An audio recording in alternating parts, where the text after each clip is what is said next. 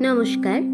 শ্রী শ্রী ঠাকুর, মা ও স্বামীজিকে প্রণাম জানিয়ে আমি পৃথা দে শ্রীরামকৃষ্ণ সেবা সংঘের পাঠচক্রে আমি মা সকলের মা বই থেকে কিছু অংশ পাঠ করে শোনাচ্ছি।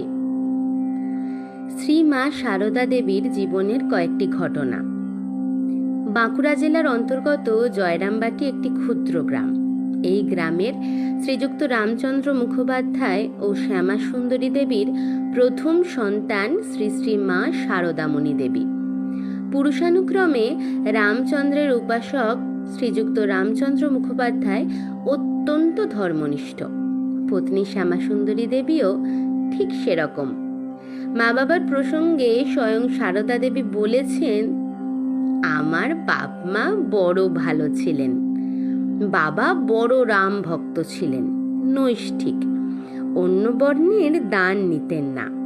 মায়ের কত দয়া ছিল, লোকেদের কত খাওয়াতেন, যত্ন করতেন, কত সরল। বাবা তামাক খেতে খুব ভালোবাসতেন। তা এমন সরল অমায়িক ছিলেন যে যে কেউ বাড়ির কাছ দিয়ে যেত, ডেকে বসাতেন আর বলতেন, বসো ভাই, তামাক খাও। এই বলে নিজেই ছিলিম ছিলিম তামাক সেজে খাওয়াতেন। বাপ মায়ের তপস্যা না থাকলে কি ভগবান জন্ম নেয়? সমাজে তখন নগরায়নের দিকে ঝোঁক। গ্রাম থেকে অর্থ উপার্জনের জন্য মানুষ নগরমুখী। রামচন্দ্র মুখোপাধ্যায়েরও আর্থিক সচ্ছলতার জন্য কলকাতায় উপস্থিত হলেন। স্বামী কাজের খোঁজে শহরে গিয়েছেন। শ্যামা সুন্দরী তাই বাপের বাড়ি শিহরে। জয়রামবাটির কাছেই এই শিহর।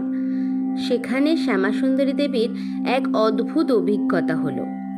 একদিন অসুস্থ অবস্থায় অন্যান্য গ্রাম্য বধূর মতোই পুকুরের পাড়ে শৌচে গেছেন শ্যামা সুন্দরী দেবী।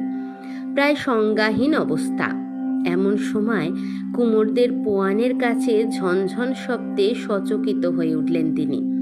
তাকিয়ে দেখলেন, সামনের বেলগাছ থেকে একটি শিশুকন্যা নেমে এলো এবং তার নরম কোমল দুটি হাত দিয়ে শ্যামা সুন্দরীর গলা জড়িয়ে ধরে বলল, আমি তোমার ঘরে এলাম মা।